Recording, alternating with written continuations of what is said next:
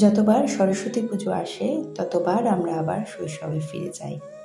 নমস্কার বন্ধুরা, কেমন আছো সবাই? আমি আজকে সরস্বতী পুজোর ব্লগ নিয়ে চলে এলাম। আগের দিন রাতেই আমি জলচৌকির আলপনাটা দিয়ে রেখেছিলাম। তো আলপনা দিতে দিতে আমার সত্যিই ছেলেবেলার আমার ছোটোবেলার কথা মনে পড়ছিল, যেগুলো এখন আমি তোমাদের সাথে শেয়ার করব।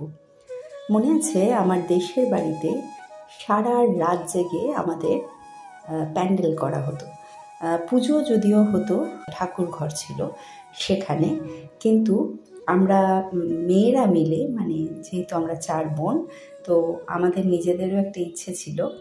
তো বিভিন্ন রকম আমরা মণ্ডপ সজ্জা করতাম এবং সারা রাত জেগে দিদিরা সেই মণ্ডপ সজ্জা করতো।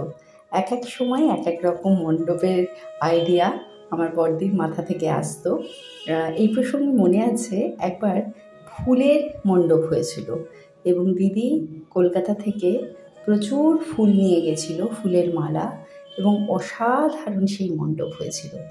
আর একবার ভীষণ মজাদার একটা মণ্ডপ করা হয়েছিল, সেটা হচ্ছে সুতোর মণ্ডপ, এবং সেই সুতো জড়াতে জড়াতে সারা রাত কেটে গেছিল, ভোর হয়ে গেছিল।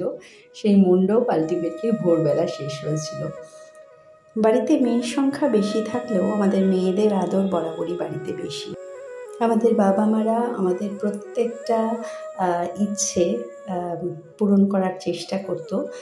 আমরা কেউ ডিমান্ডিং ছিলাম না, এটা লাগবে ওটা লাগবে না সেটা না, কিন্তু ছোট ছোট যে সমস্ত চাহিদাগুলো ছিল তারা সব সময় সেগুলো পূরণ করার চেষ্টা করতো। এখন তো ছোট ছোট নিউক্লিয়ার ফ্যামিলি, সব বাচ্চারাই মোটামুটি একা একাই বড় হচ্ছে। তো আমাদের ছোটবেলায় যেটা আমরা পেয়েছি, আমাদের উচিত এদের মধ্যেও, আমাদের সন্তানদের মধ্যেও সেই একই খিদে, সেই একই ইচ্ছে, সেই একই আনন্দগুলো সঞ্চারিত করা। শিশু যেহেতু একটাল কাদা, তাই তাকে তুমি যেভাবে করবে সেই আকার নেবে, এটা একদম সত্যি কথা। আমি যেহেতু আলপনা দিচ্ছিলাম, তোমরা প্রথমেই দেখেছো, আমার সাথে সাথে আয়ুষও কিন্তু সুন্দর আলপনা দিয়েছে। যেটুকু সম্ভব আদর করে বাগদেবীর আরাধনা করার চেষ্টা করলাম। আর আয়ুষ খুব সুন্দর পুষ্পাঞ্জলি দিয়েছে পরিষ্কার মন্ত্রোচ্চারণ করে। ছোটবেলা থেকেই শুনেছি যে সরস্বতী পুজোর দিন বই পড়তে হয় না, বই খুলতে হয় না, কিন্তু আমার প্রত্যেকটা বোর্ড পরীক্ষার আগে আমি সরস্বতী পুজোর দিন পুষ্পাঞ্জলি দিয়ে সেই দিন থেকে প্রিপারেশন নেওয়া শুরু করেছি। শিক্ষা মানুষকে উর্বর করে, উৎকৃষ্ট করে এবং অবশ্যই পরিণত করে।